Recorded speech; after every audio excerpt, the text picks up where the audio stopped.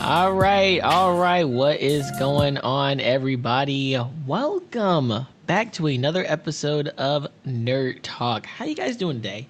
You guys doing all right? You guys doing good? That is fantastic.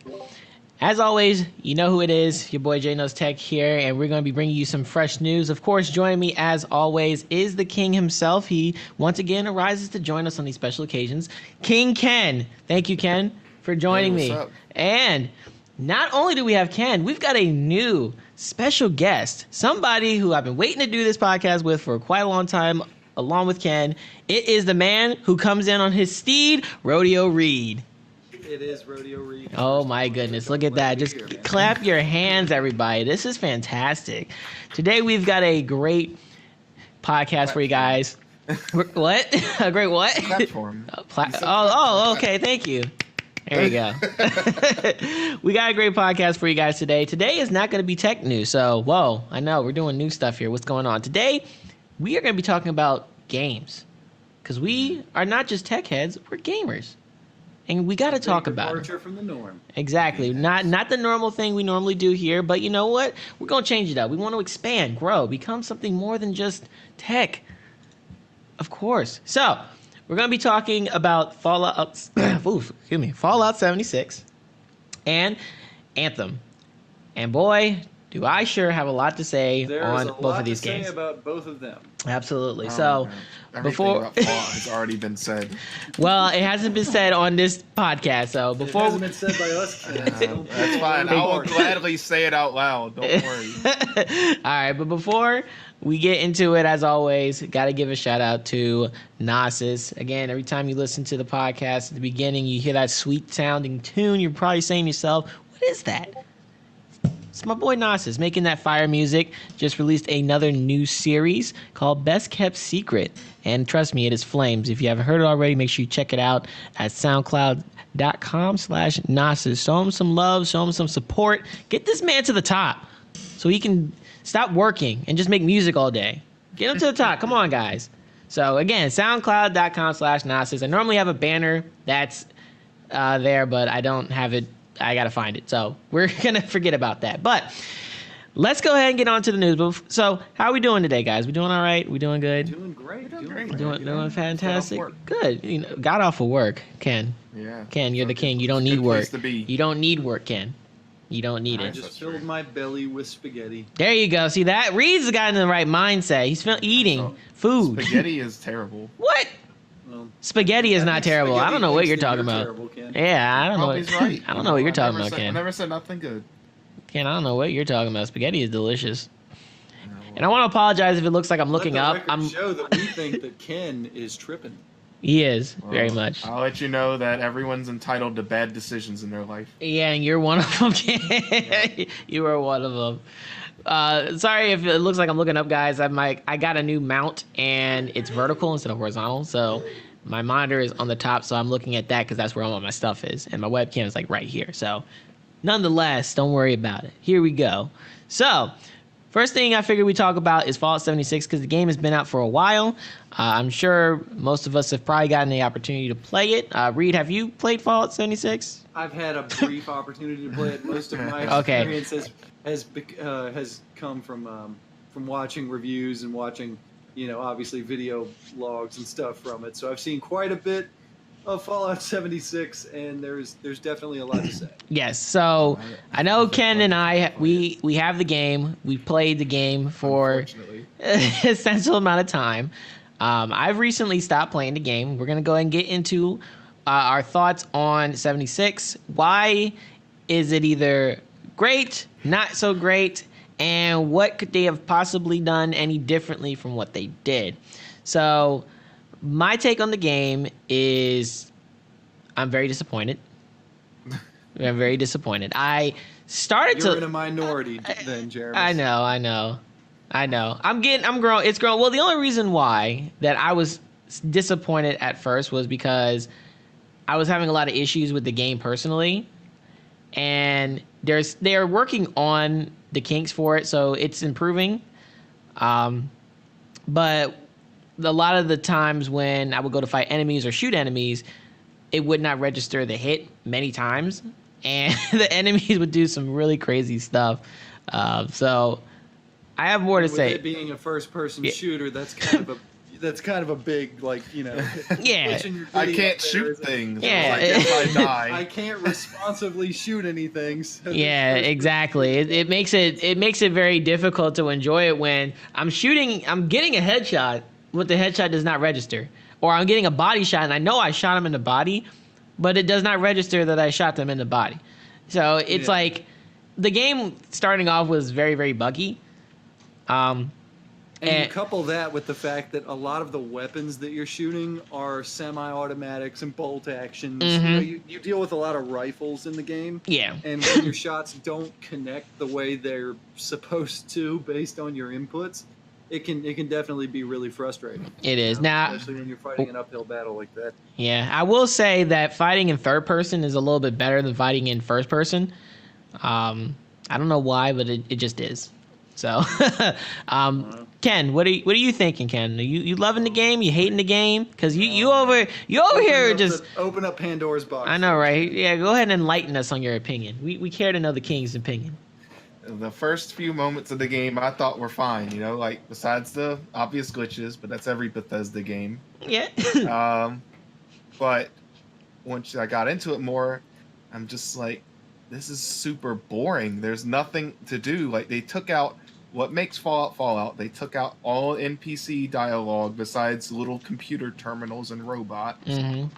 So the story building is almost already gone, because who's going to stand there and listen to a holotape or read dialogue boxes?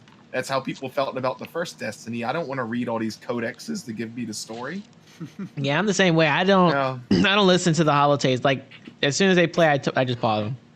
And then they also don't really. They have, like, you play at the very beginning of the game. Monsters and enemies are all scaled. They work perfectly fine.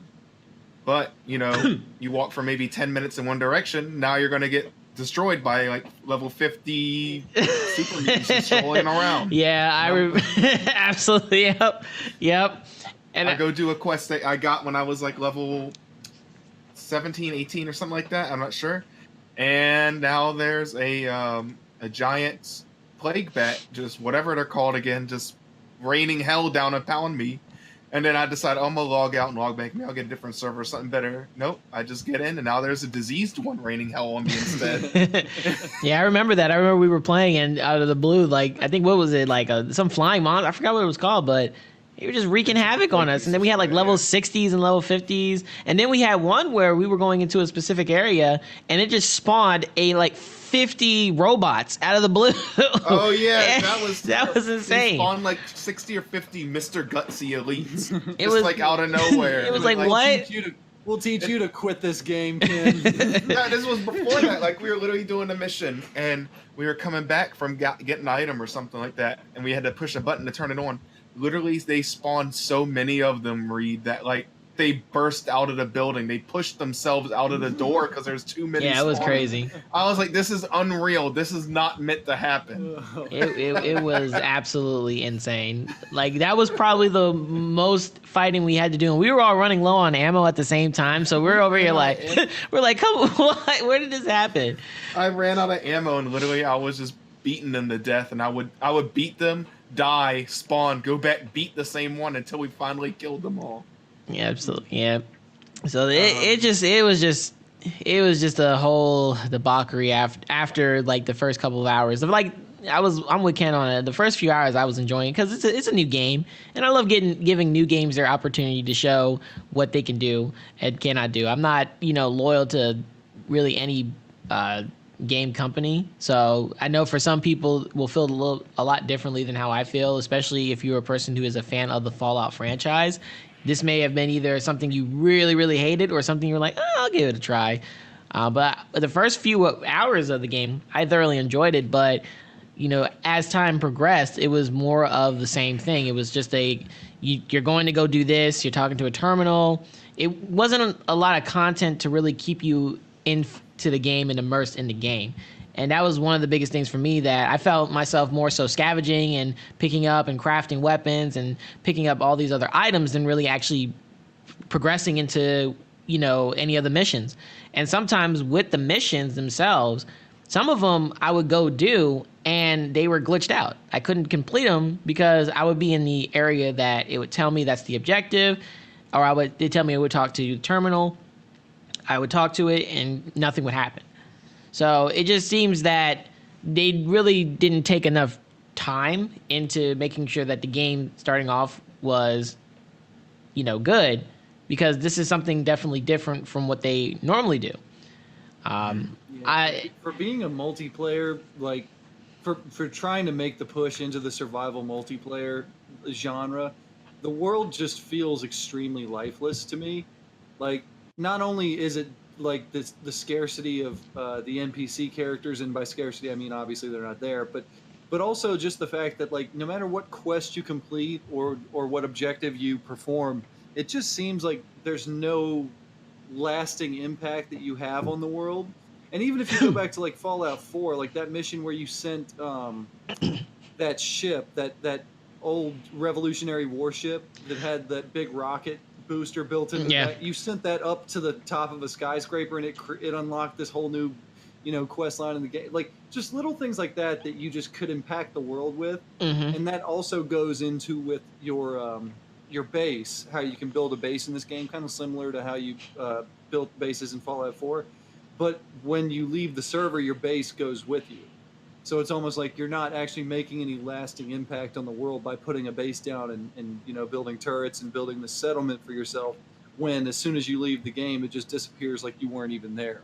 It's just kind of like you can't really impact this world the way you had been able to impact previous Bethesda games.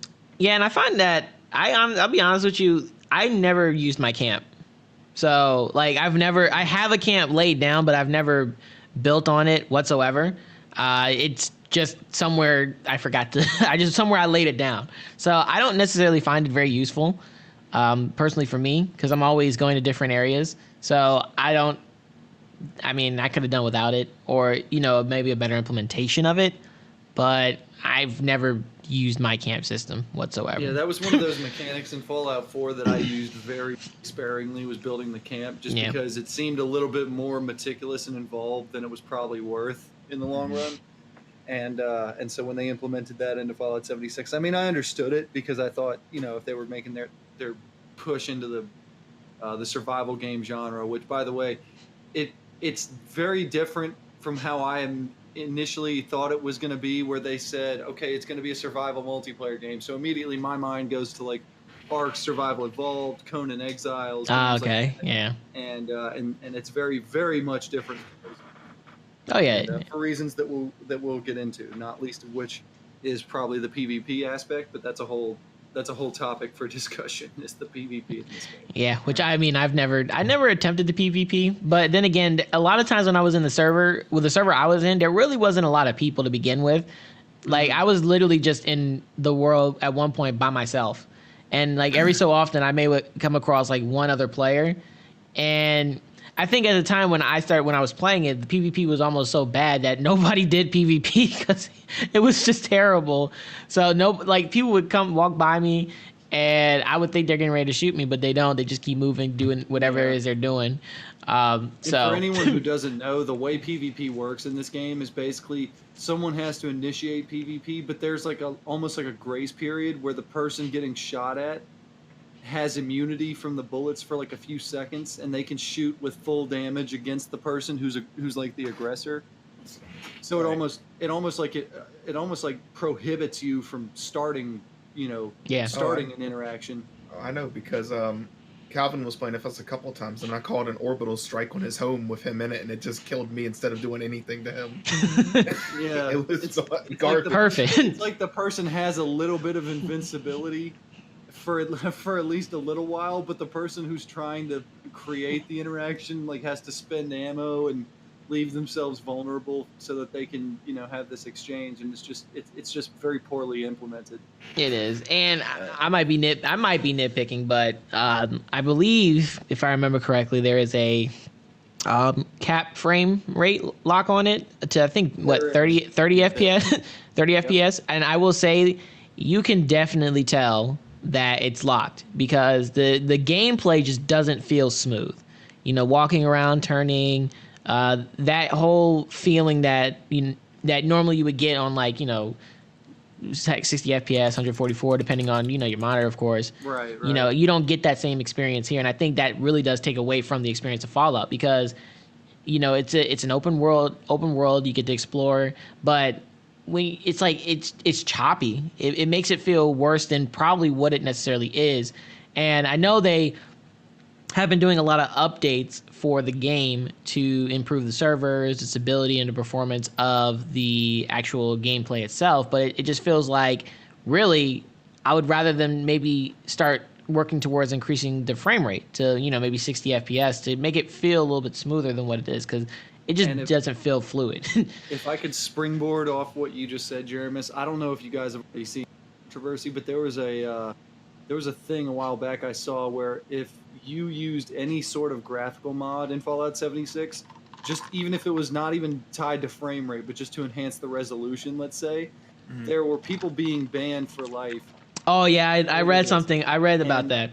And what was funny to me was in order for you to reinstate your account on Bethesda.net, they said that you had to type them. It had to be at least a 3-paragraph, essentially like an essay. Oh my goodness! On why? No joke. Why? I'm not lying about why? About, Come about on. Why cheating and modding is bad? Why? And I was watching this guy's video.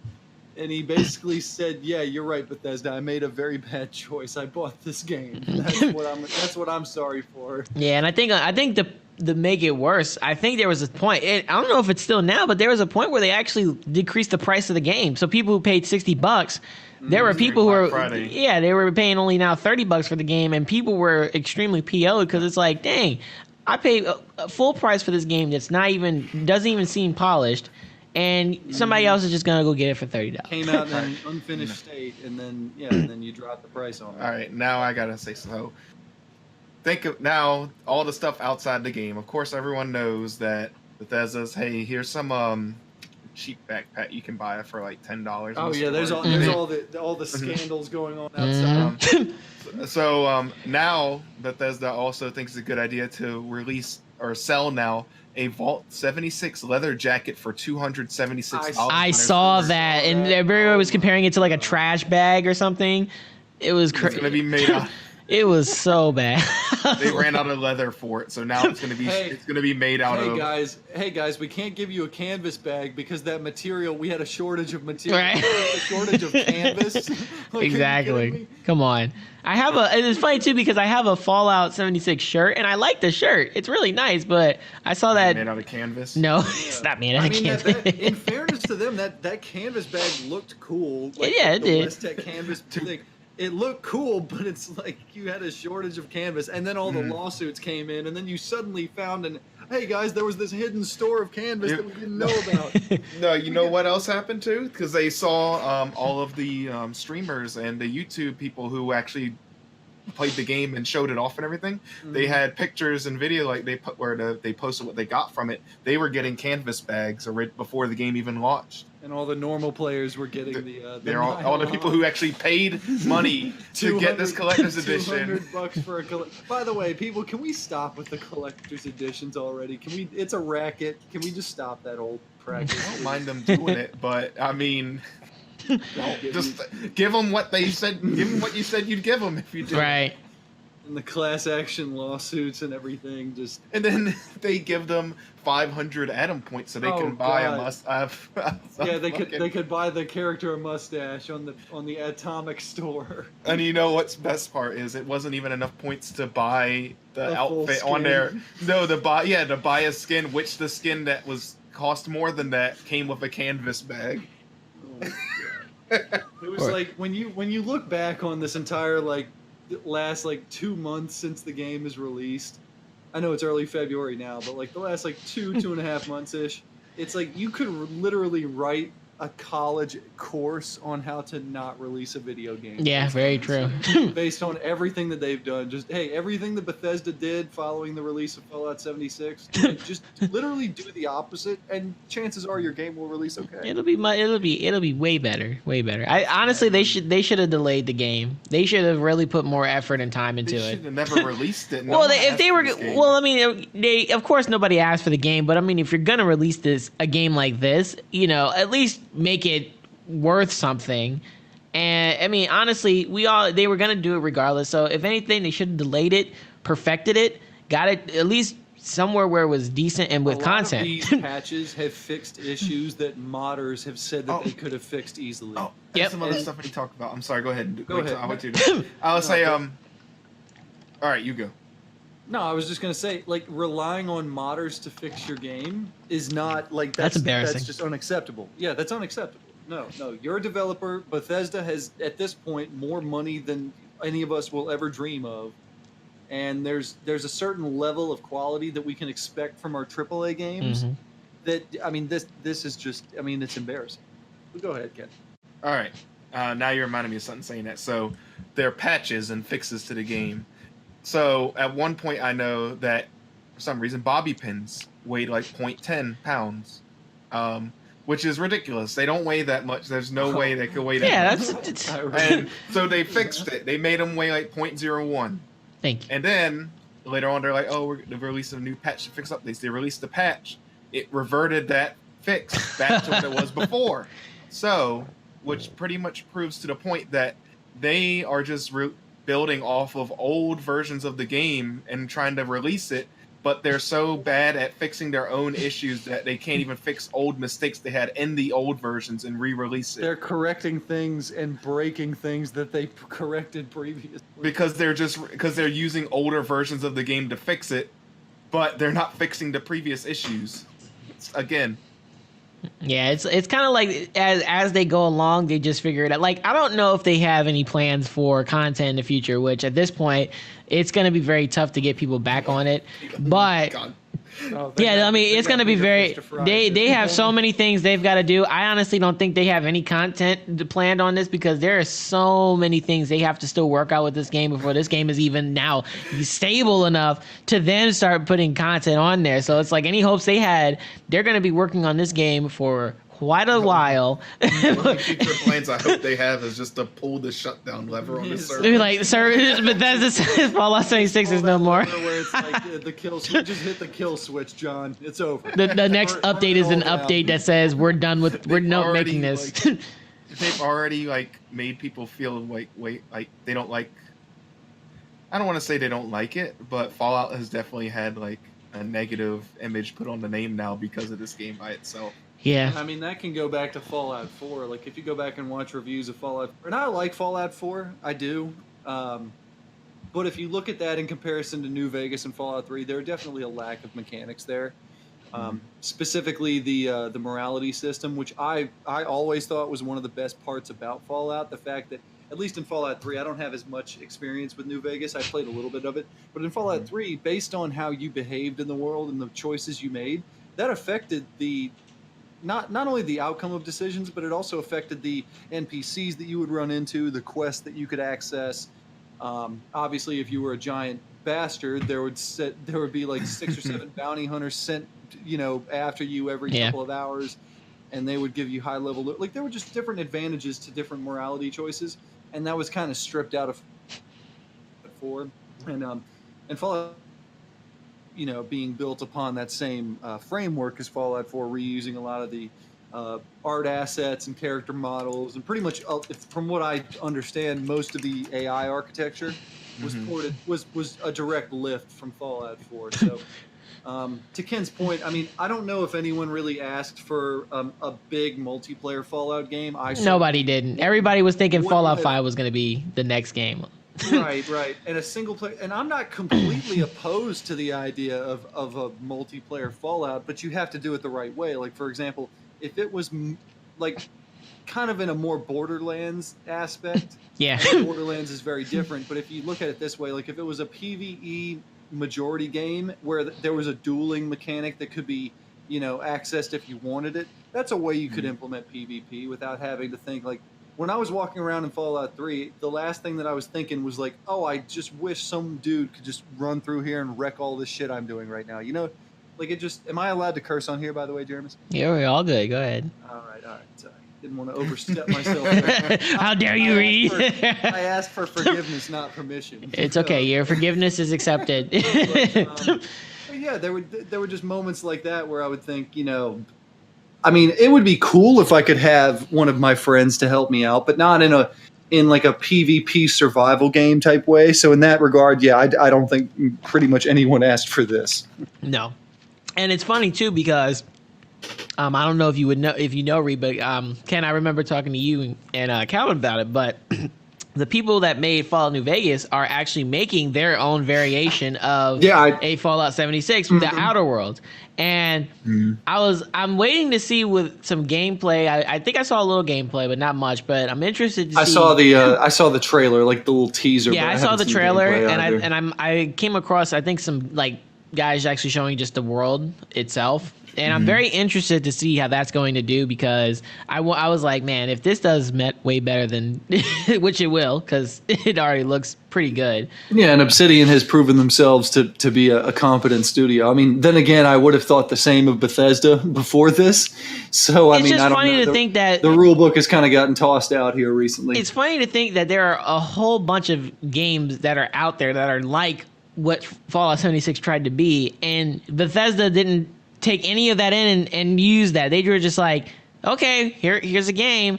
And then the game had all these problems and they're like, all right, we'll fix them as we go along. Hopefully you guys still want to be a part of it. It's like, no. Yeah, that's a really good point, Jeremy, because it'd be one thing if Fallout 76 existed in a vacuum where it's like, this idea has never been tried before, you guys. Like, come on, cut it some slack. But it's like, all right, we've had plenty of survival games, so all of those mechanics, we've seen how those could work and not work and yada yada. But more to the point, first-person shooters. Like, that's what this game is, like, at its core. That's what the actual moment-to-moment gameplay is you firing a gun, you reloading, running around sprinting, using VATS, which, I mean, that's its own can of worms. But the core of this game is a first-person shooter, and it's very telling that the elements of the first-person shooter are so poorly done here. And for a studio that's had so much experience and resources behind it, it's just sort of baffling to me. I'll be honest. Yeah, it's a very it's a very disappointing start to it. Which, I mean, from what I saw, there was a lot of people who wanted to, they weren't really wanting the game, as everybody makes it very clear. But there were people that were willing to give it a shot and, see what they could potentially do. And it's just like they kind of just smacked everybody in the face with this game because there's just so many things that are still wrong. And these things should have been either worked out already or should have been not a thing when the game initially came out. They could have been doing this maybe because they released it during the holidays to try to take advantage of all the people who were buying games. So this could have been, something where they're just trying to make money off it. But, now it's like the game is literally almost, it feels like it's in an alpha stage and they're working on trying to get it into an actual full game. But they have to work on all these bugs and all these issues before they can even consider the idea of now actually putting content in the game.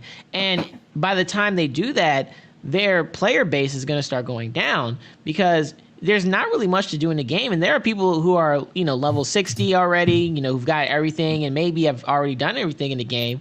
And after you do that, it's like, well, what's left? There's nothing really for you to do. Yeah, there's a distinct lack of end game content. Yeah, there's no in-game content, end-game content. If it's fun for like the first few hours, but then after that, you kind of start getting bored, and it's like, okay, I don't want to keep doing this. I don't want to have to keep running around to different worlds with the potential of me coming across at level 50 if I'm a level 30 or 24 and easily dying and losing all my stuff just for me to hit somebody automatically and it doesn't register just for me to go talk to robots. I don't want to talk to robots. I want to talk to actual people. It's like what do you mean, Jeremis? You don't want to keep going? You can get another quest from another robot and do another meaningless fetch quest. Come on, Jeremis. What?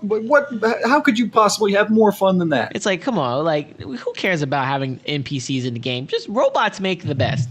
That's all. And I heard a lot of people coming back again, like people like the apologists for the game are saying like, well, NPCs, like it's not essential that they're there and blah blah blah. And my comeback to that is like, no, it's not necessarily that the NPCs are gone, but that's like symptomatic of a larger issue here, and that's that the world of Fallout 76 has no discernible character about it.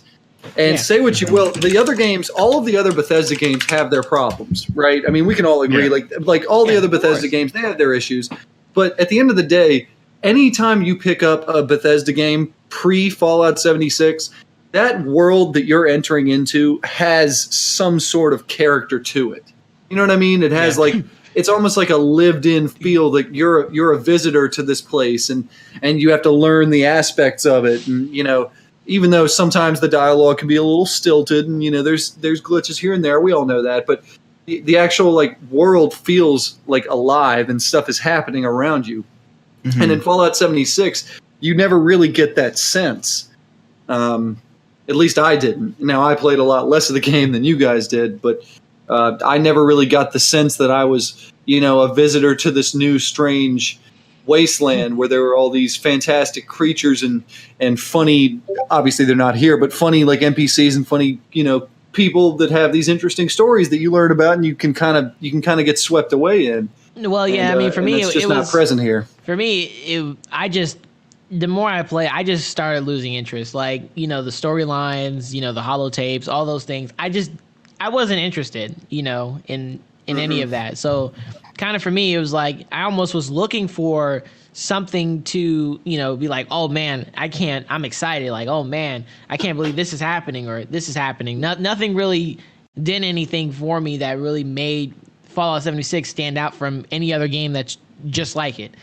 And that really sucks because, you've got Fallout, which a lot of people love, and you've got this open world. They could have done so many other things with it to make it, a really good game, and they just didn't. And especially the timeline that they're working with. I mean, the whole premise of the game, that all of the people that come out of Vault 76 are like the first. I mean, obviously the people that survived the blast, but in terms of like the Vault dwellers, they're the first ones out. Yeah. And the game basically tells you, okay, you're a collection of America's best. You're the most brightest.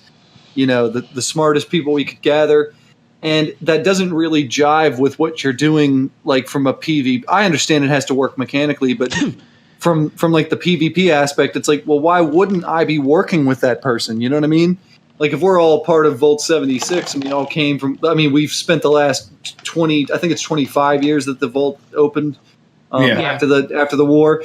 So it's like you've been with these people for 25 years. Some of them were still alive before the war was done. Maybe your character was. And you don't really get a sense.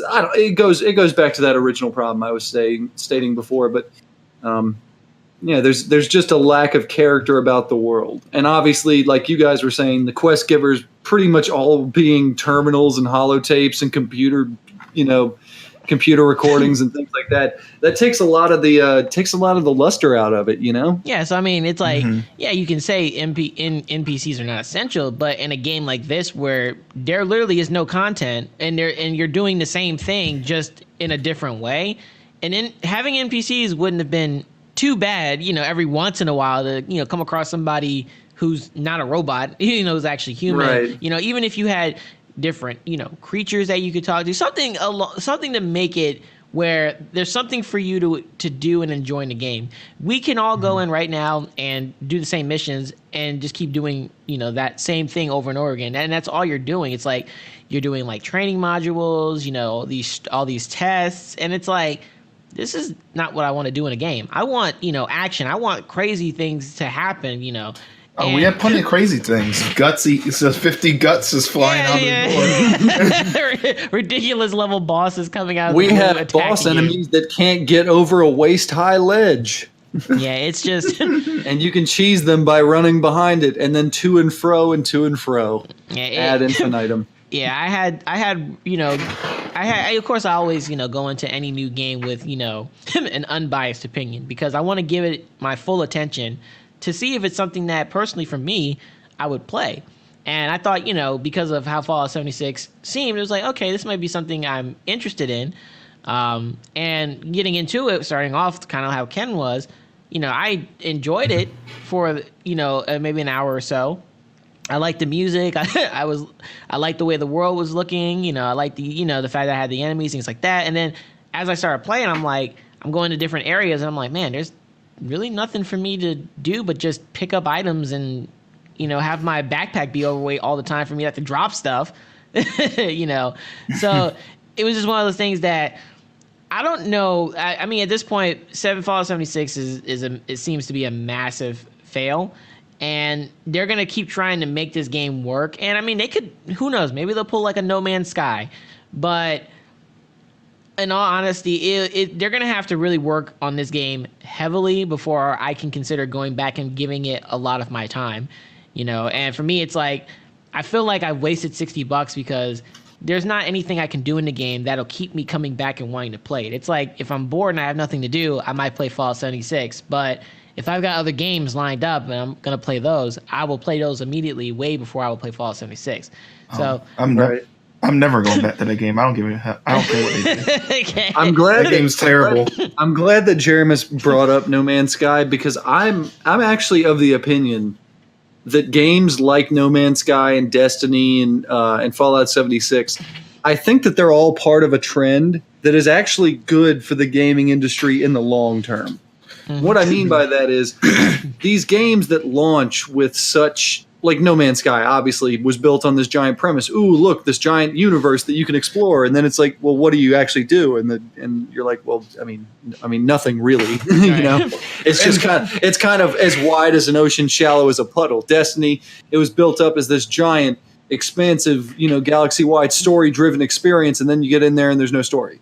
And with Fallout 76, it's kind of the same sort of prescription, but I'm actually of the opinion that this is a good thing because this means that people are going to, mainstream gamers, are going to start looking at these games more critically because Fallout 76 was such a blatant, example of all of these things. I mean, come on, like you had, not only was the game released in such an unfinished, unpolished state, but you had controversy after controversy. I mean, the canvas bag was just the beginning. You had the Nuka-Cola rum fiasco thing.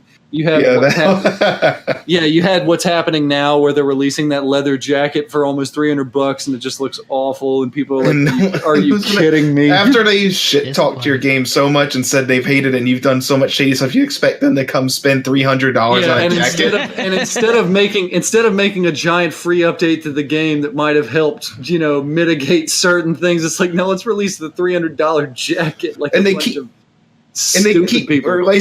keep releasing new content for the Atom Shop, but don't fix the game. Yeah, but don't fix the actual content of the game. So what I'm hoping here is that because so many big studios have done this, I mean by big I mean like Bungie and Bethesda. I'm hoping that these big studios that previously before those games had almost a sterling reputation. I'm hoping that these games will serve to be like, all right, like let's stay away from this in the future, you guys. You know what I mean? Like, hopefully this will be like a flag that's planted in the ground that people won't ever go near ever again. Well, No Man's Sky, it got overhyped by people a lot before it came out. It wasn't ready to come out, and people overhyped it. And they kind of like forced them to release it. Sure, because it's way better now. And actually, no. I actually downloaded it since that massive content update about 5 months ago. It is a fine game. It's not. I wouldn't pay $60 for it, but it's a fine game. And I think it actually does have like co-op now. I think you can actually play with other people. Yeah, you can co-op. Excuse me, up to like I want to say like 5 people. I actually had pretty much my whole PlayStation group of friends on No Man's Sky. We were making moves. We were doing all this, and it was a good time. Yeah. And so these games can come back around, but the fact that they're released in the state that there are, I hope that actually becomes more and more hard to do. And Bungie actually recently got the rights from Activision. Yeah, they left Activision. Yep. So they can actually, and they took the Destiny license with them, so they can actually produce and do evering themselves now. So hopefully they will be one of the big AAA self-publishers, kind of like CD Projekt Red is with Cyberpunk 2077. Oh man, I can't wait for that game.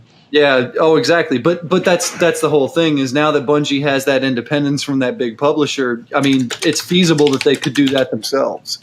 So I mean, we can hope. We can hope. I mean, yeah. I mean, I honestly, I know Ken will never go back to the game, but I mean, if they ever in the future somehow fix it and the game becomes enjoyable, I'll go back to it. But as of right now, I don't think that it's worthy of $60. I honestly would say if you're somebody who's still somehow on the fence, definitely wait until they fix a lot of the issues that they have with it before you get the game, because it's nothing in there to really do enough to keep you coming back to the game over and over again. Not especially when we've got a lot of games this year that are going to be coming out that are major titles and are probably going to be really, really good based off what we're seeing.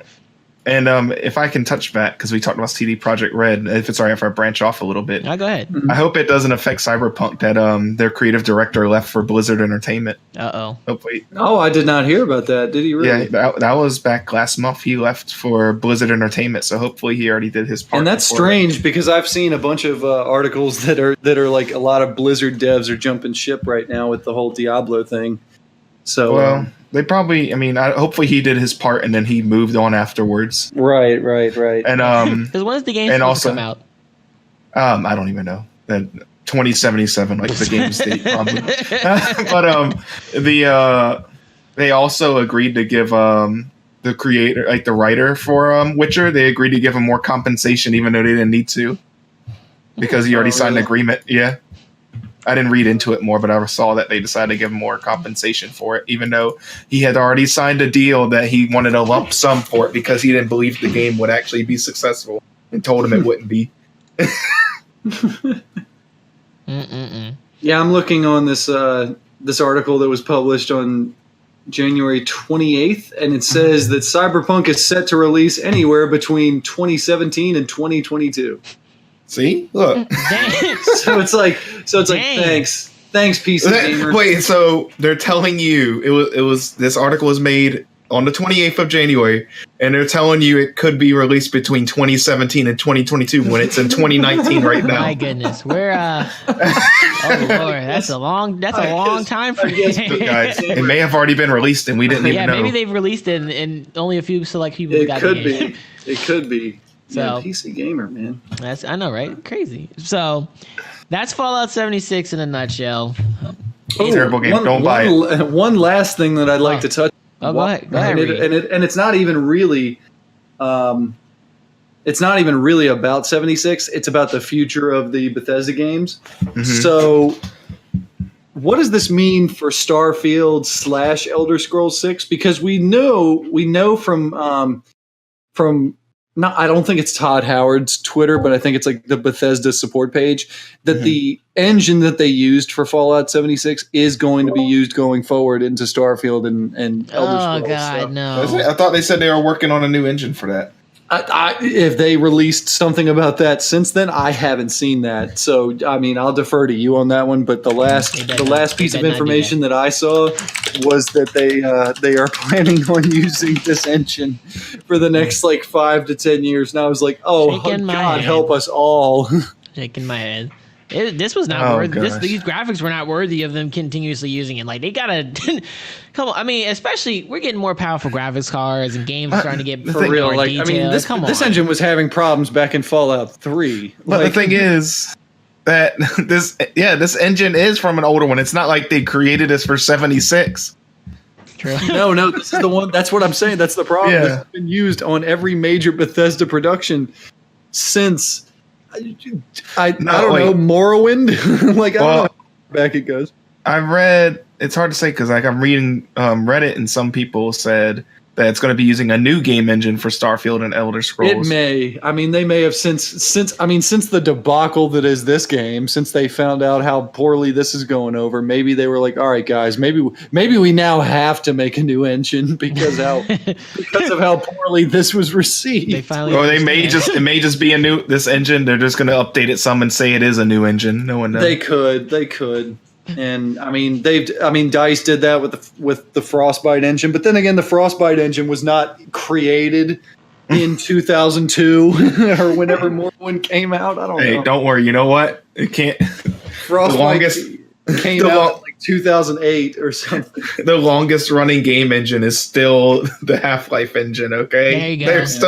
They're still using that for everything. No, Half-Life 3 is dead. All of those developers, even the ones who worked on Half-Life, are all left the studio. They're just like, guys, just quit this Half-Life 3 confirmed. It's not confirmed. It's dead. It will never be confirmed. Right. It'll be forever just a cliffhanger. Thanks, enjoy how much we got. Ruining people's hopes. That's the goal. All right, so we're going to go ahead and switch over. So we've talked about Fallout 76. Now we're going to go ahead and talk about a highly anticipated game that's starting off the, I guess what you call it, the game industry for this year. Besides Kingdom Hearts 3 and Resident Evil 2, that we're not talking about those. We're talking about a brand new game. This is going to be Anthem. Now, Reed, did you get a chance to play a little bit of it? I have not. Okay. I am on my Origin account right here, and it's telling me that I cannot download that game. Yeah, so the demo unfortunately is over. Of course, so they had a VIP demo for those who pre-ordered the game, and then they had an open beta demo that was starting on the 1st to the 3rd. Now, I think they actually changed the date because it was originally February 1st to the 7th. And then they decreased it to the 3rd. So I could be wrong, but I remember seeing something about that. So I was a little bit sad.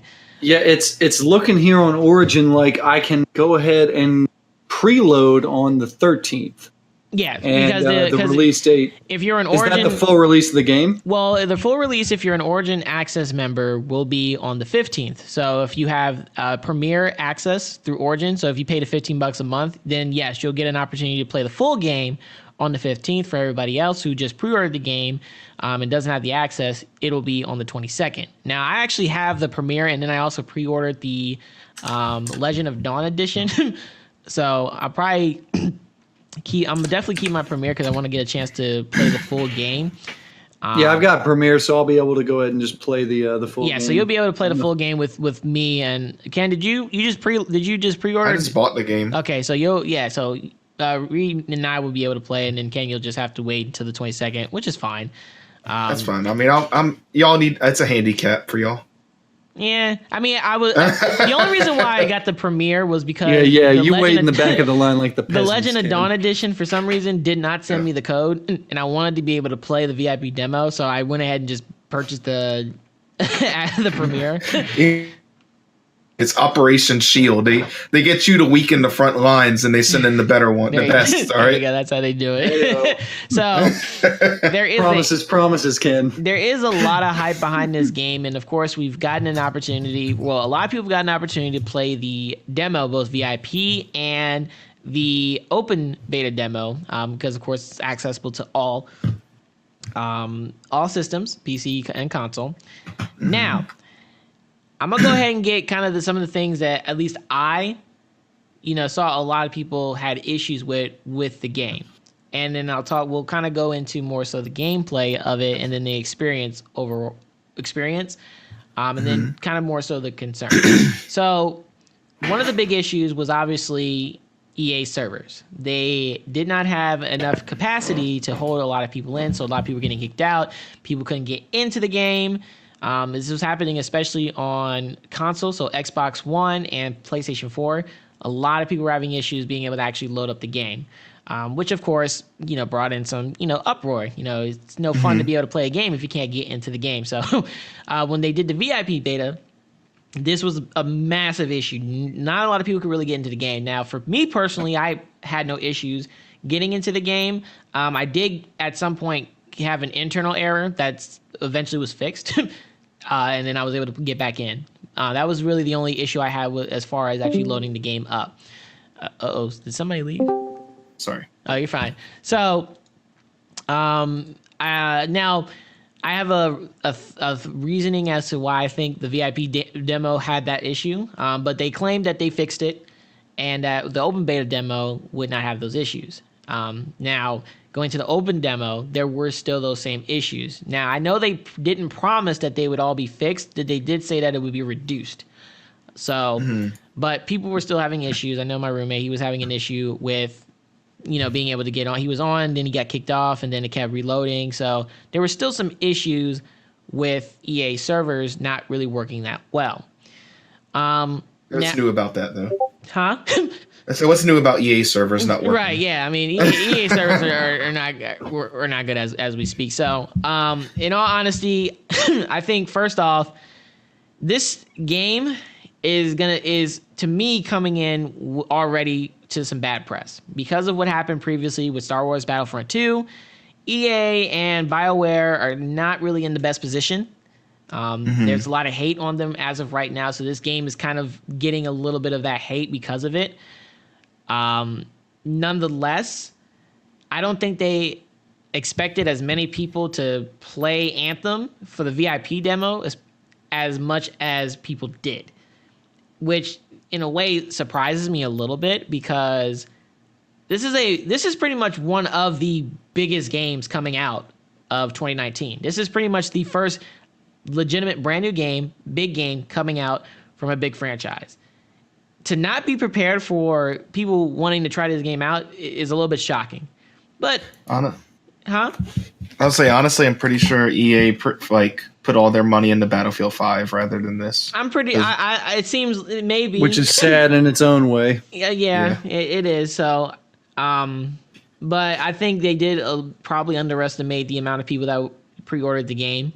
So I mean, that's nothing confirmed, but that's just kind of what I'm thinking would happen is that they underestimated how many people would play. It wouldn't be the first time that EA was completely underprepared. Exactly. A giant release that they counted on for their revenue. Yeah, it wouldn't have been the first time for that. Yeah. So, now that they know that, there is there's sort of a fan base behind this game, of course, one would love to hope that they learn from the demos and take that into the game. There's no guarantee because we all know how it works, but one is hoping.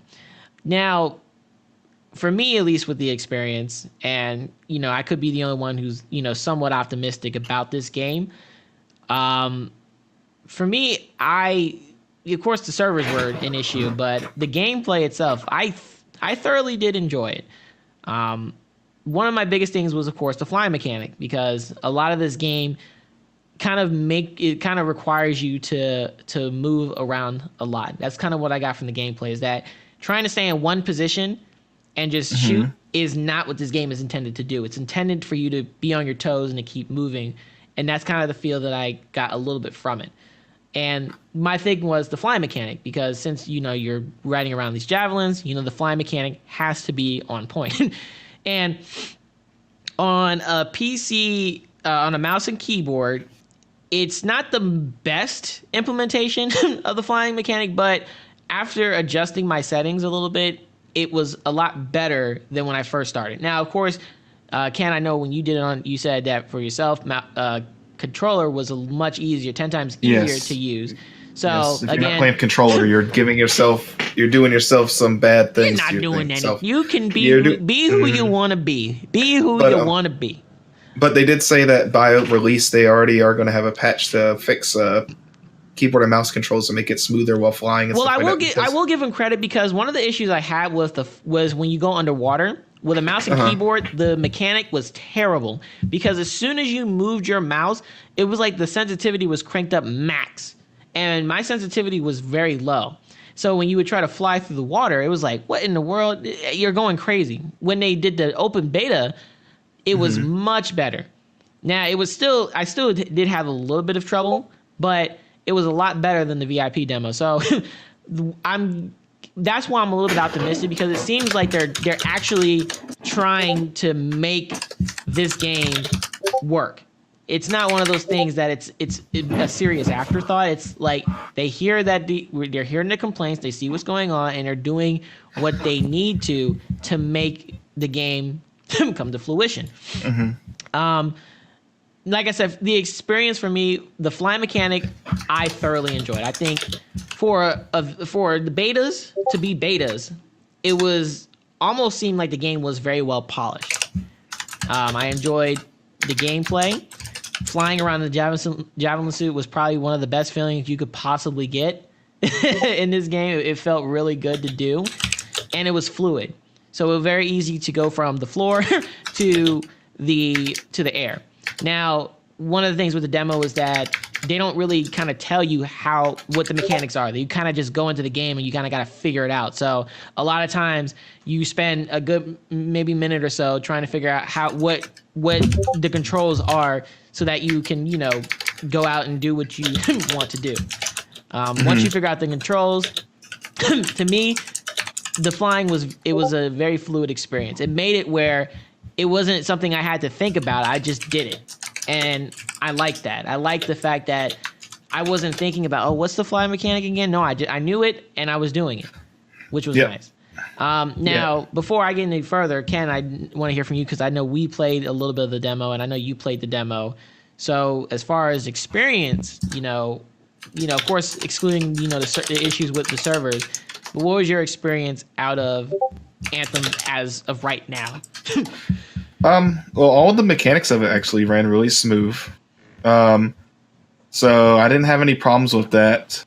They, let's see something else. All the classes seemed pretty fun in my opinion. They all had their own purpose. It felt like, the Ranger felt like it was kind of like in the middle. It felt like it didn't really have too much. It's kind of confusing, its purpose kind of, but I mean, it does its own thing. It does, and I definitely agree. Like the Ranger, he seems like between all of them, he's probably more so a balance, like the neutral javelin, because the Storm is kind of the Ranger with elements to me, and to a degree, I actually prefer playing as the Storm a lot more than I do the Ranger. I honestly thought the Ranger was the one I was going to play a lot of because I'm not necessarily a guy who likes to, I'm not like a tank character, but I'm not, just a melee character either. I kind of like to have a balance of both. And I thought the Ranger would be that balance, but the Storm was actually kind of that balance for me. I kind of enjoyed the gameplay from the Storm a little bit more than the Ranger. The Ranger definitely is not bad, but kind of what I got a chance to experience, I personally kind of gravitated more towards the Storm character than the Ranger character. And I think for what I've seen is that between the Colossus and the Storm are probably one of the two top characters that I've seen a lot of people play in a demo. I think people just have fun with them, like because like they're big, the Storm just does big lightning attacks, so it's it's fun. The Colossus, you're literally just blowing everything the fuck up. Yeah. He has a shield. He just runs through people's shield, bashes people. He just does what he wants and doesn't care. I like the Infiltrator because I think so. Infiltrator. Interceptor. You're literally Interceptor. Yeah, you're right. It's really fast. Like you get triple dodges, you get triple jumps. Everything's really fast about it. So they have a play style for every person, honestly, and none of them look worse than the other. So you can make your character look cool, and no matter which character you pick, I made my ninja, the Infiltrator, look like just like some cyber ninja and stuff, which is pretty cool. Yeah, I saw one guy do a Interceptor to do the Batman, which was the red entire black costume with the red bat logo. It was pretty cool looking. Yeah, and you have all these different colors. You have the different materials you can make your character be, so it makes it look different too, not just the color wise. They don't have too many armor sets because it was the beta. They only gave you one set to pick from and unlock. But there's going to be a lot more, I assume. I know my Colossus, I made him look like Optimus Prime pretty much. Oh, that's pretty cool. So that was pretty fun. That's pretty cool. And it gave you a lot of customization options so far, just in the beta itself. And there's probably going to be a lot more. I know that it's probably going to come out and it's going to be, you can pay for stuff like microtransactions. Well, I mean, yeah, I mean, obviously we know that, a lot of the games nowadays, well, some depending on what the game is, a lot of them are going to start coming out with the ability to purchase, these skins and, because it's a way to make money. Everybody's doing it now. The only thing that people were concerned for was not to be a pay to win. That was the biggest thing, which I would think that EA would have learned from the previous game. Don't do a pay to win mechanic because people don't like that. I'm more than happy to contribute money towards making my javelin look cool. But if I'm Grandmaster 30 and a level 15 comes and kills me, that's a problem. Yeah, no, I'm pretty sure. I don't see how this game would be pay to win, honestly. The only thing I could see that would make this game that people can consider pay to win is, like, since it's a loot based game, maybe that you can buy an item that'll make your loot, like your rare loot chance raised or something like that for a certain amount of time. Right. Or maybe an XP boost, like you'll get more XP quicker than other people. Yeah. That's the only thing. That's the only way I can see it too. I don't really see an issue with that, I guess. I mean, some people may be like, well, why are you letting him pay to level up quicker? Honestly, I'm going to be honest with you. That. I'm not. I know a lot of people don't like microtransactions. Honestly, I don't necessarily care because I've never felt in any game that had them where I needed to purchase it. Like for example, Overwatch is, loot. You got loot boxes that you can win by winning matches. Of course, if you want to buy loot boxes, you can. But I don't necessarily mind that. I don't mind that there is an option that if you want to buy loot boxes or skins, things like that, you can do it. I never felt like it was something that was forced upon me, like kind of how mobile games do it, where they kind of all they do is advertise, hey, you're out of potions. You want to spend $5 to get more potions. It's like that to me. If it was something like that, I would find annoying. But because it's there. But I don't have to see it. I don't have to go to it. I don't necessarily really care about microtransactions like that. I mean, of course, companies do it because it's a way for them to make money. And like I said, if it's something where it's really just more so skins to make your, or something where to make your javelin look really, really cool, I don't mind because as long as it's like an aesthetic. Yeah, as long as it's an aesthetic and as long as it's something that I can always earn in the game if I wanted to. So if somebody doesn't want to earn it through the game, they don't want to grind, but they rather just buy it, I'm fine with that. Because to me, it's like, well, I can just go through the game, enjoy the game, grind hard to get, my legendary weapons, my rare weapons, my rare embers, things like that. So I don't necessarily really mind the microtransactions, and I know a lot of people do, but it's not something to me that's as big of a deal. Now, of course, if it is that pay-to-win mechanic, then that is a problem because if I grind extremely hard and I, work my way up the ranks and somebody who's not is a casual player comes in just buys something for $5 and they can easily kill me, that's not fair. Because I work hard, they didn't. So that I understand completely. So when it gets to that point, yeah, definitely not. But I don't know. We'll see how. Yeah, and I've been watching a little bit of gameplay on this both before we started talking about this and in the past few days. And it looks like the actual gameplay of Anthem, it looks pretty enjoyable. It looks smooth. It looks responsive. Seems like there are customization options for your exosuit. Yeah, it's like I told everyone, like it looks like Destiny and Warframe put together, in my opinion. Yeah, and that's what a lot of people are comparing it to. They're comparing it to a lot more so Warframe than really Destiny 2. That's what I've been seeing a lot of people talk about is that if you enjoy this game, then you would more likely enjoy Warframe because they're very similar to each other and also very different. Yeah, especially new Warframe because they have open world areas in Warframe now, so it's kind of more like that, I would say. Yeah, so it's definitely one of those games that it's very enjoyable, and even in the comments, like I watched a few videos myself to see what kind of other people were kind of saying, and.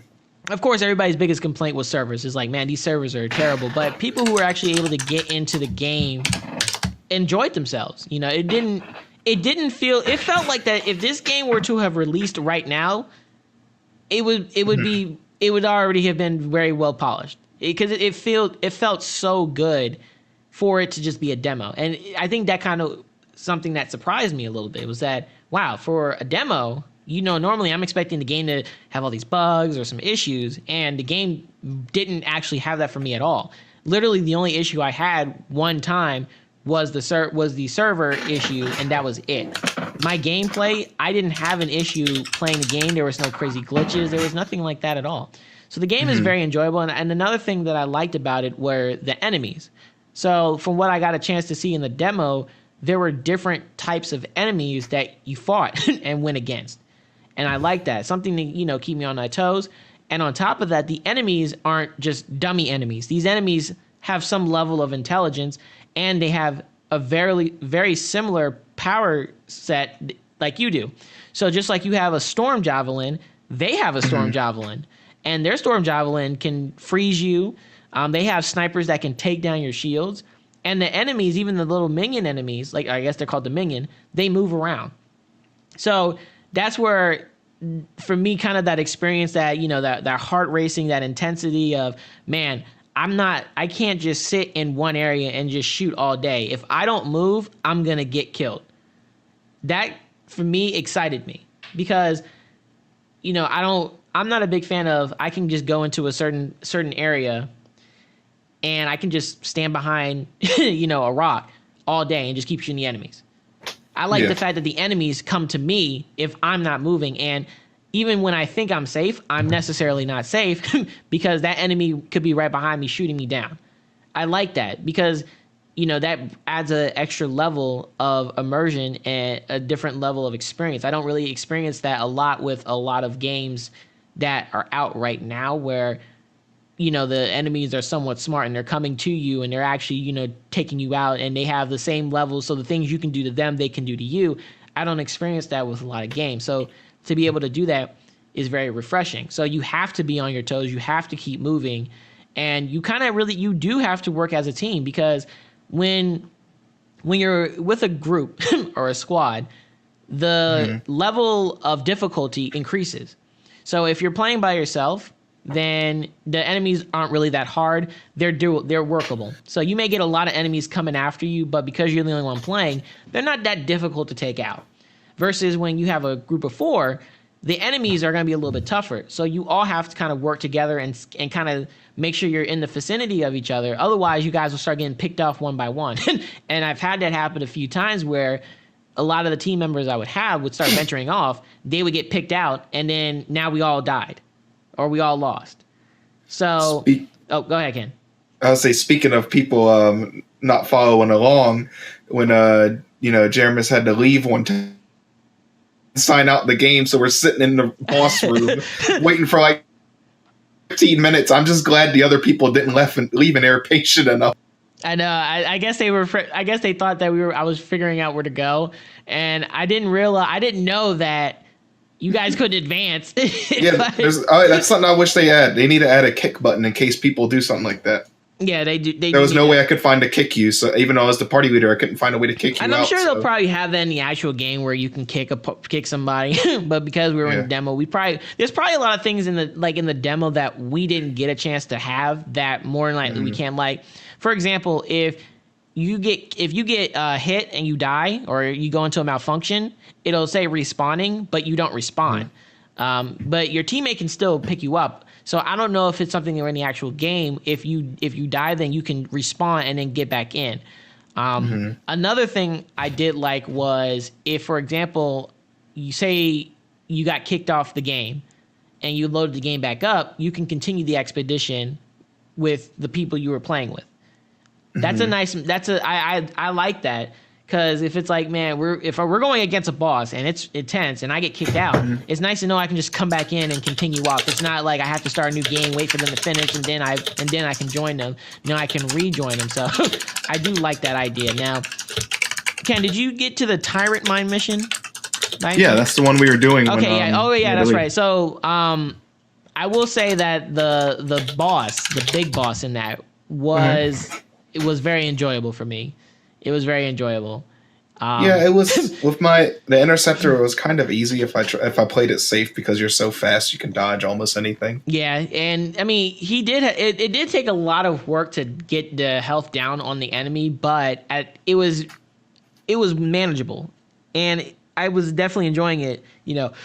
I was moving around a lot, so I was always on my toes. But I definitely enjoyed, the boss missions. And even when on the open beta, I played on the last day. And I don't know if you played on the last day, but when they had the the thing in the sky, I went to an area and there was like this new enemy, this big Colossus Titan boss that you get to fight that would drop off some, loot. And that was interesting because I didn't think they were going to add any more to the demo, because I was like, or is the Tyrant Mine the only main mission I can do? And they added that in free play. And I was like, okay, so I like that, Mm-hmm. So overall, I enjoyed the experience of Anthem, and I'm very excited for this game, personally. If hopefully they can figure out the issues with the servers, because I think that's going to be one of the biggest things that, a lot of people seem to be upset with, is that the gameplay is fun, but I can't get into the game to enjoy it. So hopefully they fix the issues with the servers, because I think that's going to be one of the stumbling blocks with this game, is that. But I am very excited for this game. It does have some similar, things to other games, but it does feel like a nice little refresh, because there are some things that it does differently, and the fact that, you can fly in the game. The flying mechanic is spot on. I don't really have any complaints with that. Yeah, the keyboard and mouse, the controller definitely will work a lot better just because of the format, but they did improve the mechanic on the mouse and keyboard, so it was better on the open beta, so I can only imagine it gets better there. The biggest thing for me is just kind of like what we talked about with Fallout 76, is content. That's the biggest thing that this game needs to remain relevant and to continuously be enjoyable, is new content. Enemies need to be, a little bit different, things like that. Now new classes and things like that. Right. Now, I did hear, I was watching one person who was talking about the Anthem before the betas came out, that was saying that what BioWare wants to do is create free DLC that just goes through an update, and that down the road they want to add more javelins. And I think that's definitely something I would like to see. Because of course Storm, Colossus, Interceptor, and Ranger, those are all good classes, but to kind of see some, what they can do with other types of javelin, I think would definitely be really nice. So, they're saying that down the road there will be more than just the 4 javelin or the 5 javelin you get to play as, and that there will be more DLC content to do. Now, the map seems to be fairly large, and there seems to be more places that you can go than just what we actually got a chance to go to. So, I'm looking forward to this game. I think this is definitely a game that I can see myself getting into very much, especially with friends. It didn't seem difficult, but it did seem like it does, make you, think a little bit of what you're going to do and how you're going to do it. So some of the things that for me personally kind of gave me a little issues that I wasn't a big fan of, but it wasn't a deal breaker, was kind of more so in Fort Taurus. So originally I didn't like the fact you couldn't run, because I was like, why can I not run in the game? They did say that they were going to add a run mechanic in the game, but they actually did do it in the demo. So the open demo, if you press shift, which on the keyboard, you could run a little bit. It took a little bit of time, but you could do it. Also, the motion blur was pretty bad in Fort Taurus. So I disabled my motion blur, but I still had a really bad amount of motion blur. I disabled it. It was just bad. I was like, please remove this. Please do. But I mean, Fort Taurus, I'm very interested to see again what we're gonna be able to do and not do in there. Just kind of seems a place to get stuff, purchase things. So I don't necessarily know what in Fort Taurus will be there, what will not be there. If anything will happen, just seems like kind of a chill place, a chill place to do your things. Customization of the javelins, I liked. Definitely did like that. It took me a little bit of time though to figure out how to apply paint color to it, because it didn't tell you how to do it. So I was sitting there wondering, how was everybody getting their javelins to be red and blue? And I finally figured it out, and I was like, oh, that makes sense. So the customization seems pretty nice. And more so settings, I didn't like the fact that there were like different settings. All these different settings. Like there's a flight setting, and then there's like a flight precision, and then there's like another flight setting. It's like that's too many. Just make it easy and simple. So, I'm very optimistic about this game. I think it's got really good potential, and I think this could be a really good game. They just need to stay on it. That's the biggest thing, that I see with a lot of people, or especially with large game brands, is that they make these really good games that have great potential, and they just slowly start to kind of abandon it. And they just keep abandoning it and keep abandoning it until finally it's like it's not good anymore, because all the things that could have been done just were not done. So this is a very popular game, and it seems like it's starting to get a really good fan base behind it.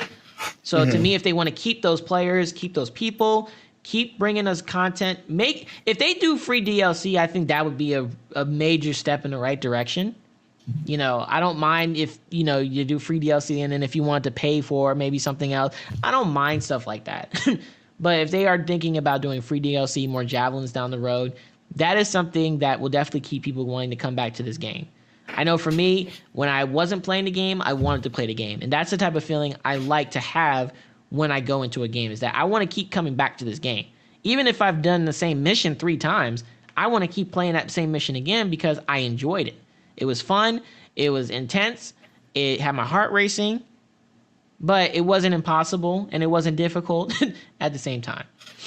Yeah, right. One of the major things that I'm seeing from just watching my gameplay, but obviously, take advantage of it and download it, is that the enemy types seem like they're a little bit too easy to deal with some of the times. Mm-hmm. And if, like you were saying, adding additional content over time, if they actually dedicate themselves to cultivating a good amount of content for this game, they could, in their time, make the enemy types more difficult, introduce new enemy types, different status effects, things like that. And just little like housekeeping type stuff that you can do to make the game a little bit more, I don't want to say intense, because obviously graphically and technically it's well enough, but I would just say give the game a little bit more teeth, maybe. And not make it too hard, but not make it too easy. Like certainly, you want to make it challenging without being oppressive. And and yeah, there's definitely potential for a great experience here. I would say that I couldn't necessarily see myself playing this game without friends. So having you guys there would definitely make the experience far more enjoyable. But it does look like I'm going to have some fun playing this game. Definitely. I can definitely tell you it's going to be a fun game for you.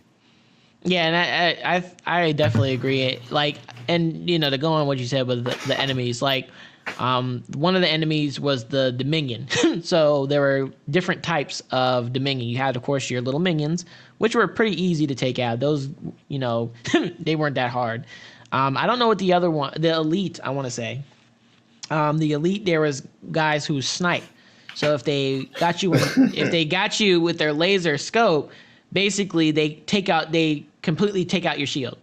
So you kind of have to, when you see them locking onto you, you kind of have to move, or you have to not be in the line of sight, because if you do, they'll take out your shield. Right.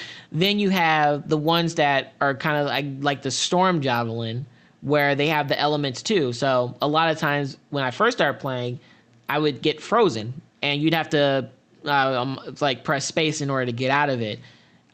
So they have their own variation of that, and then they have these guys with tanks and the shields, kind of like the Colossus. That you can't shoot them head on. You have to kind of get behind them and shoot them. So it makes it a little bit tougher to take down, because you kind of have to stay behind them, and they constantly keep turning around, which was annoying. But they have like flamethrowers, so they shoot you with a flamethrower, and that does like some damage over time. And it's like, come on. So yeah, they had different levels of course, the type of enemies, and of course they had your Elite, they had the Dominion, and for me, it was like I definitely like that, and I would like to see, if you go to a different part of the world, there are different enemies in that world. So I would definitely like to see more different kinds of enemies, because I think that it kind of keeps you on your toes and keeps you from, getting comfortable too much, because it's like you don't know if you go to this world what kind of enemy you're encounter. So I think that's a good thing. And another thing, we didn't get to see it in the demo, unfortunately, but elements like weather in the game is going to be a thing. So of course it'll rain. There is one video where the guy was showing how there was a massive tornado that you can go towards. That I'm looking forward to seeing because that looks like it would be extremely cool. Of course, in open beta at the last day, there was something in the sky. I don't know if that is going to affect enemies in the game or what it does. I would like to see it do that because that would be pretty cool. It either give you bigger enemies to fight, or during this time there will be these like colossal titans that you fight to get really good like loot from, legendary weapons from, things like that. So I don't know what it was. I don't know if it did anything, but I would like to see something like that happen. So there's a lot to this game. It definitely is a lot. And I know one guy I was talking to, he's like, man, it's crazy how when you're fighting, there's so much stuff going on, you almost don't know what's going on. And it feels like like when you're throwing grenades and storms, you've got all these explosions happening around you, and you're like, what's happening? How do I need to get out of here? I need to do this. I need to do that. So it is a little bit confusing. Like you almost don't know what you're doing, but it definitely doesn't take away from the game. I think it's just, something that even though everybody, will compare it to, like Warframe and Destiny 2, it still has its own way of doing things. And I like that. And I'm not a big fan of EA's games in the past, but, I am looking forward to this game. I'm very optimistic. And I'm going into it with an unbiased. Like I said, there's only a few things that would prevent me personally from not enjoying this game. But the gameplay itself feels so well polished, kind of just takes my worries away. Like I said, the only thing really is just servers. Now, I think really for me, it was more so the issue with consoles than really PC, because I didn't come across those issues other than that one time. After that, I didn't have any issues at all. Yeah, after that, I was able to get into the game, no problem. It booted up, worked up, perfectly fine. So I think it was that they were having a lot of issues with console, and I think it's maybe because console might have been a little bit of an afterthought, because this definitely seems like they did the PC people very well, but they didn't really treat the console players very well. So it seems like they kind of didn't really put enough attention towards console. So hopefully they definitely fix that, because you definitely want everybody to be able to enjoy the game. Yeah. So I don't know if they're gonna add I'm pretty sure they will, like PvP modes, things like that. So I'm very interested to see if they do something like that. Interested to see how big the map is. It'd be cool to see like world events, like in-game content in a game like this. Yes. Now I would be fascinated to see. There are world events in the game now. So there was a few world events that actually happened. I don't remember what they were, but I do know that there's just different quests that could trigger as you're going across the world, like that happen over different times. Yeah, so it wasn't one of those things that was necessarily in the map. It was kind of like you just fly, and then all of a sudden you would get like a dialogue would just start happening. You're like, oh, cool, I'm in a mission. I'm in an event now. So, and I think the Colossus Titan, I don't know what it was, but it was big. It was an event that just happened. So there were some world events in the game already. They only had 3 main story missions, I want to say they are. And then after that, you can kind of just explore. But again, there was boundaries, so you could only explore but so far. So there was other places you could definitely go, but just not in the demo. So they keep that up. There will always be something to do in the game, and it should always...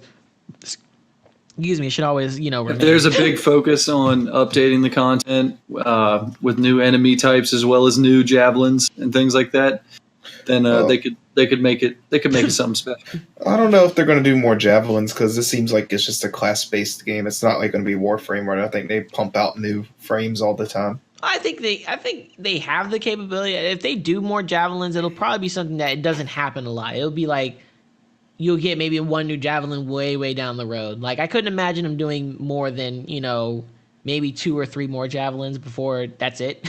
So. I mean, I could see it, but I would that would be interesting to see. Like, what else could you possibly make a javelin? Like, what other type of javelin could you have? Because they seem to have kind of covered all the bases pretty well. You've got your tank, your melee, your balance, and your elemental. So unless they do something completely different, I don't know. Or maybe you can have one that can blend in or something. I don't know. That would be interesting. But I think something like that, they probably wouldn't do that way down. But I would definitely like to see that happen. So, like I said, I'm definitely looking out for Anthem. Of course, Access members 15th of February, which is almost right around the corner. And for everybody else, it'll be the 22nd. So I'm definitely looking forward to playing this, by myself and, with you guys. And of course, we will definitely follow up after we've got our hands on the game. We've gotten a chance to actually do more in there. Get some good gameplay videos. Yeah, get some gameplay videos, and then kind of follow up on, what we think of it after, the official release of it, because that's, always the thing is that, beforehand, excited for it, but really how does it hold up afterward? That's going to be the big thing. So, any of you guys got anything to add or wanted to say? I'm good. Yeah, past whatever Ken says, I mean, I'm definitely optimistic about the game, despite what I've heard. I mean, I'm, seeing a lot of gameplay, and like I said, the graphics and mechanics look crisp. Gunplay and extra utility functions, they look responsive and fun and easy to use. So, and not to mention the flying mechanic. I mean, I knew about the flying mechanic beforehand, but it'll be interesting because that'll add an element of verticality to this type of game that we really haven't seen before. Yeah. And yeah, no, I'm definitely looking forward to it. We'll be bringing you guys some good gameplay videos going forward. Oh yeah. We'll definitely have a lot of gameplay once we all are able to get the this and Apex Legends, I imagine. Oh yeah, definitely. Yeah, because I think I was telling Ken about Apex Legends as well, which is another thing I would definitely want to talk about, because that in itself, some people I've been talking to are calling it the Fortnite killer, which is which is interesting. So I'm eager to. I can't wait to talk about that one. I just downloaded the game. It was funny because I came across the game. I was watching YouTube at like 3 o'clock in the morning, and an ad came up, and the ad made it look like Borderlands, and I was like, this is pretty interesting. And they were showing like the battle royale, and I was like, I have to try it out. So I got a chance to play a little bit of it, and I enjoy it. For somebody who's not into a battle royale games, like I have PUBG, Call of Duty, and Call of Duty was fun, and PUBG is definitely not bad. But this game, for some reason, puts a different spin on it in a way that I can't explain. It feels enjoyable to play, and I don't know if it's just because of the world or the way it plays. I don't know what it is, but it's nice. Yeah, so, I have it downloaded on PlayStation. I'm in the process of downloading it on PC, so I'll be playing it on both platforms with you guys and with my PlayStation buddy. Yeah, now we just got to get Ken to download it. I'll have a good amount of grist for that mill, without a doubt. Yo, did you say it's already downloaded, Ken? No. Oh, okay. That's not downloaded. I was missing. Oh, Ken, get out of here. Yeah, Jeremis was like, "Oh, we're gonna get on now." Huh? I was like, "Oh, Ken, all right, Ken, we're gonna play a little bit. Squad up. Maybe we can get number 1 or something." No, Ken's like, "I don't got it yet." I tried to talk to Calvin to get it, but he's not gonna get it. So I've given up that hope. So I'll just play with you guys because I'm probably gonna play a little bit of it more because I really gotta learn that game. It's one of those things that it brings a new spin on how Battle Royale is, and I like that. I like that a lot. So, but that will be definitely something we'll talk about on the next podcast. That, and then we're going to also discuss Kingdom Hearts 3 because that game is out, and of course, we got to talk about it. It's important. I'm going to have to actually... I know that this is a really, really blasphemous thing to bring up towards what I assume is the end of this show, but I've actually never played a Kingdom Hearts game. You know what? You're not alone because there have I've never played any but 3. You're not alone because you won't realize how many people I have come across this. I've talked to so many people who say that I might as well. But I've just, honest to God, hand to God, honestly, even if you just go through, you can watch there's there are videos out there that you can watch just the storyline to figure. I mean, yeah, it's not the same as playing the game, but I mean, you can. Come on, you can't deny somebody of their right to play Kingdom Hearts 3. That's just right. Yeah. That's not fair. So yeah, definitely. I mean, I'm looking forward to Anthem. Gonna put in a few man hours on Apex. Oh yeah. And, See Ken. what the deal is. Yeah, I already Ken. downloaded Apex. What are you talking about? You didn't download it. You just said you did it. Oh, I thought you said that I downloaded something else. No, I downloaded Kenneth. Apex. Oh, you did download Apex. Okay. Yeah, I downloaded what I was talking Ken. about. Oh Lord, the king he's putting his hat down. But other than that, guys, we are gonna go ahead and end the podcast here. I definitely enjoyed this podcast. This is a good one. Like I said, this was a lot of fun. Yeah, here on Nerd Talk, we decided to go ahead and expand. Both Ken and I, we wanted to go ahead and expand our horizons more than just tech. And we've been wanting to do this podcast with Reed for quite some time. So No, I'm glad I was able to be a part of it. I intend to be a part of Nerd Talk going forward if that's an option. Of course, it's an option. We wouldn't have you on here if these guys won't just boot me out the door right after the show's over. We're not gonna boot. We're not gonna hang up. We'll talk about your score afterwards. We'll find out how I ranked on the leaderboards. What did you get out of 100? Yeah. So, of course, Reed. We are more than happy to continue these segments. Into the gaming segments. We may need to have a name for them. In the gaming, maybe I need to create a song for this one. It's all right. We'll figure something out. Huh? We'll figure something out. Yes, we'll definitely figure something out. But other than that, guys, thank you guys so much for joining us on another episode of Nerd Talk. Again, a little bit differently from what we do, but we always like to surprise you guys. Can't do the same thing all the time because you catch on. So, I want to thank, of course, the king himself, Ken, and the man who rides on a steed, Rodeo Reed, for joining me on this episode. Thank you guys very much for having me. It was a lot of fun. Absolutely. And like I said, more than likely, definitely make sure you guys are following Ken on his Twitch and at Twitter, Rizukel. And then, of course, make sure you check out Reed. Reed, go ahead and put your plug in there, man. I have a Twitch account, twitch.tv/Readerama. Other than that, I only have my email. So if you want to send me anything, that's reed_mckinney@yahoo.com, REED_MCKINNEY.